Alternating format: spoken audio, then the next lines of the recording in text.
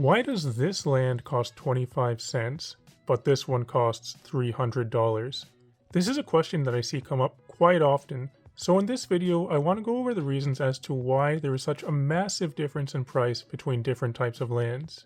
In short, it comes down to one reason, which is desirability. If one land is more desirable than the other, that's going to lead to it becoming more expensive. But what makes a land more desirable though? That can be broken down into two areas, which are utility and rarity. Let's start off with this card right here. This is one of the most basic and common versions of a land, which can tap to add two different colors of mana. So first, let's look at the utility of this card. This is a good example of what people often refer to as a tap land, meaning this land always comes into play tapped. Now, a game of Magic can often only last maybe 5 or 6 turns, and since you can only play one land per turn, that means that not having access to one of your lands on any given turn can make the difference between whether you would win or lose that game. So the fact that this always comes into play tapped is a huge drawback in regards to its utility. This card does have some added utility in regards to it being a gate, as you can see here. However, this is only beneficial for very specific strategies which care about having gates, so a lot of the time this added utility is basically irrelevant. Now let's look at the rarity of this card. As you can see here, this is a common. And not only that, this is a common that has been printed many times. Because of this, it's very easy to acquire this card. So if this card is very easy to acquire and it also has significant drawbacks regarding its utility, that leads to it only costing a few cents if you want to buy one. There are many different versions of tapped lands, like this Guildgate here, and all of them tend to have their own unique small upside to kind of offset the drawback of always coming into play tapped. For example, there's this Blossoming Sands here. This also comes into play tapped all the time. It can tap to add a green or a white mana, but when this comes into play, you gain 1 life. There's also Botanical Plaza here. This comes into play tapped all the time. It adds a green or a white. But with this one, you can pay 4 mana and tap this and sacrifice it to draw a card. Now let's take a look at this Radiant Grove here. This is also a common tapped land.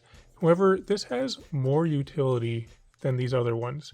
You can see this one comes into play tapped and it can add a green or a white. This one though, it has a key difference in that it has 2 basic land types here. This is a forest and also a plains. This is very important because there are many cards which care about having these basic land types. For example, say you played something like a Nature's Lore. This allows you to search your library for a forest and put it into play. So if you search your library for a basic forest and put it into play, that forest will allow you to tap for just green mana. However, since this card counts as a forest, you could search for this card and put it into play, giving you access to both green and white mana. Because these other lands don't have the basic land types, you would not be able to search for these. And that's just one reason as to why having these basic land types matters, but there are many more as well. With that being said though, this does always come into play tapped, and it's also a common, just like these other cards, so to buy any one of these is still only going to run you about a quarter. Now let's take a look at some more lands which can tap to add 2 colors of mana, or dual lands, which cost more than just a quarter. And there are many different types of these, and they all have varying levels of utility and rarity or desirability. For example, there's this Sunpetal Grove right here. This one does not have any basic land types. However, it enters the battlefield tapped unless you control a forest or plains. So that means sometimes this land will not come into play tapped, so you could use it right away. It also taps to add green or white. So in terms of utility, if you compare it to this Guildgate here, it is significantly better because it does often come into play untapped. And in regards to rarity, this card is a common, but this one is a rare. So because it has more utility than this card, and it's also more rare, it's going to be more expensive because those things make it more desirable. This card is going to run you about $5. What about this card right here, Razor Verge Thicket? This one says it enters the battlefield tapped unless you control 2 or fewer other lands. So much like Sunpetal Grove here, sometimes it comes into play untapped. It does not have the basic land types. and it can tap to add a green or a white mana. And also, this card is a rare. So in terms of utility and rarity, these two cards are very similar. And currently, Razorverge Thicket will cost you about $3. And the difference between $3 and $5 for each of these lands is not that big, but it is interesting to examine the difference because these have such similar rarity and utility. And the difference is because of the number of times and how recently each card has been printed. Sunpetal Grove has been printed more times. However, Razorverge Thicket was reprinted more recently, and because of that, Razorverge Thicket is currently more readily available because you can open boxes of standard Magic cards which are currently in print and get Razorverge Thicket, but that's not necessarily the case for Sunpetal Grove. What about a card like this one, Scattered Groves? This one is interesting because, much like these others, it's a rare land which can tap to add a green or a white. However, this one comes into play tapped all the time, but it does have the basic land types. It's a forest and a plains. And it also has a little bit of extra added utility here. You can pay 2 and cycle it. And if you look at the price of this card right now, it's at maybe around $1. So you can see that always coming into play tapped is a huge drawback because this is a rare land and it does have the land types, but since it always comes into play tapped, that makes it less desirable than lands such as these two right here, and the price of it reflects that. Next, we're going to talk about these 3 types of lands here. These are some of the most popular lands that you'll see. This one right here is an example of what people refer to as Shocklands. So this is Temple Garden. It is a forest plains, so it does have the 2 basic land types. It says as it enters the battlefield, you can pay 2 life. If you don't, it comes into play tapped. So the reason people call it Shocklands is because you can shock yourself in order to have it come to play untapped, because shock does 2 damage. But that makes this card bad, right? Because you have to pay life for it to come into play untapped. That's what a lot of new players think.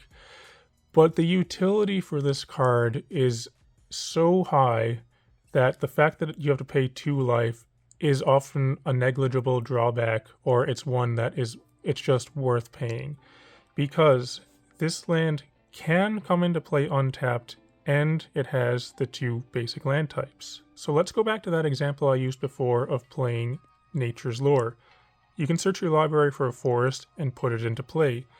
Well, if we were searching up this Radiant Grove, this will come into play tapped all the time because it says it enters the battlefield tapped. But if you're searching your library for a Temple Garden, you can put this into play untapped if you pay 2 life. What makes this card even better though is that you can pair it with something like this one right here, Windswept Heath. This is an example of what people refer to as a fetch land because it allows you to fetch a land out of your deck. So this land is much different than the others we've looked at before because this does not tap to add mana. It doesn't have any basic land types. However, it says you can tap it and pay life and then sacrifice it. Search your library for a forest or plains, then put it onto the battlefield and shuffle your library. So much like with Nature's Lore, we could search for a basic forest and put that into play, or we could search for a Radiant Grove, or we could search for a Temple Garden. Those could all be put into play with this. But that says you can search your library for a forest or a plains. So what makes these cards really good is being able to play them in decks that play more than 2 colors. Because this one, you can get a forest or plains, and much like Temple Garden here, other Shocklands have 2 basic land types. So say we only have green and white mana, but we want red mana out of our deck.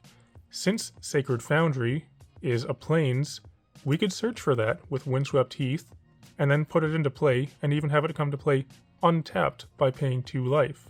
So the added utility of being able to get different kinds of colors as well as having these come into play untapped is a huge deal, and that makes these cards much better than things like Radiant Grove or Selesnya Guildgate.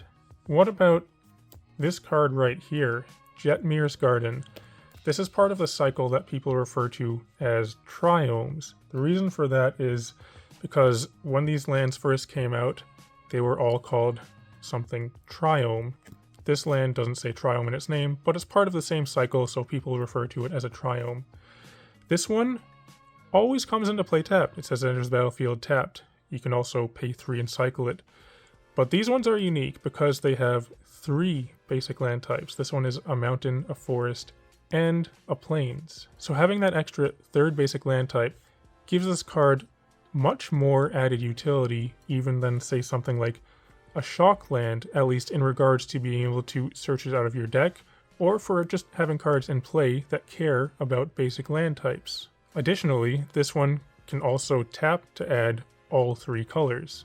And these 3 types of lands are the ones that you most often see in competitive formats. You see Shocklands, Fetchlands, and Triomes. That's because the utility of these cards is so much higher than the other ones, and their price reflects that, despite, in some cases, the rarity not necessarily being higher than the cheaper lands. For example, with Shocklands, the price of these tends to vary anywhere between $10 to $30 at any given time, but these are printed quite often, but it's just the utility of these is so high that they maintain a high price tag despite all of these reprints. Fetchlands get even more expensive.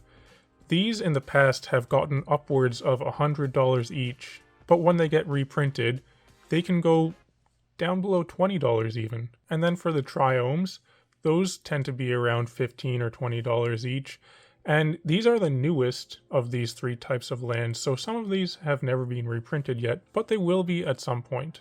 So because the desirability of these cards is higher than the others, that leads to them being more expensive because they have high utility and rarity. And that's going to lead us back to this card from the beginning of the video, Savannah.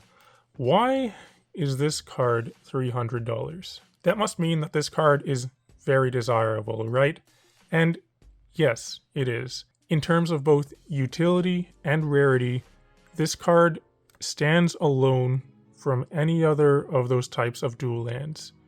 This is part of the cycle of the original dual lands from when Magic first became a thing. These are far better and far more rare than any of the other dual lands that we looked at. So this one, it can tap to add a green or a white.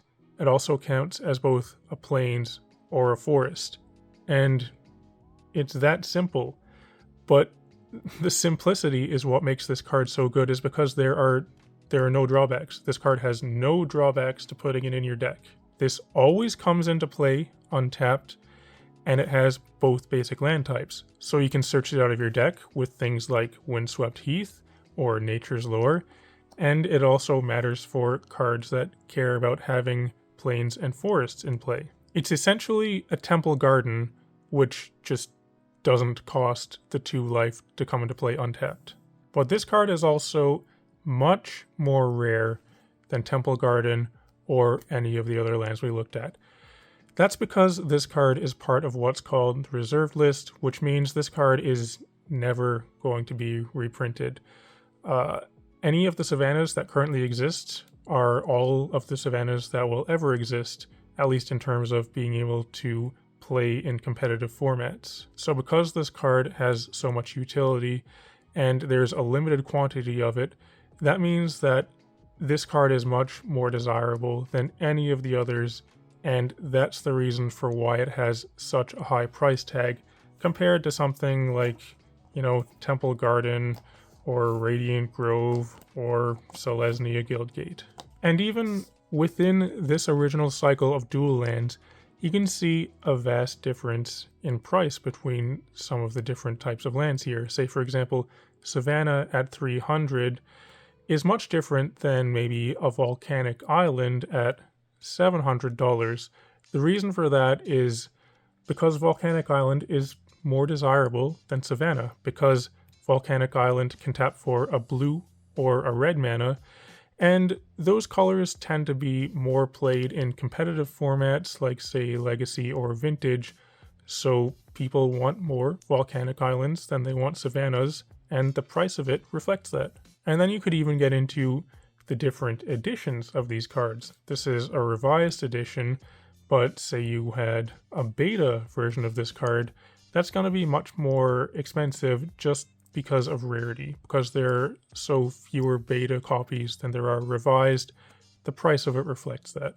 So those are the reasons for why this card is $300 and this one is a quarter, because this one is more desirable because it has so much more utility and rarity than this one does. So I hope this video was useful. As I said at the start of the video, this is a question that I see come up quite often. Why is something so much more expensive than the others? And hopefully after watching the video it makes a little bit more sense. I remember when I started playing even, I said to someone, I think Sun Petal Grove is better than Temple Garden because this can still come into play untapped sometimes and you never have to pay life for it. And after playing for a little bit longer, I realized why Temple Garden is better. Sun Petal Grove can actually be the better card in some situations, but overall, Temple Garden is the much better card. And then going up even higher, Savannah is the much better card than Temple Garden, just looking at it overall.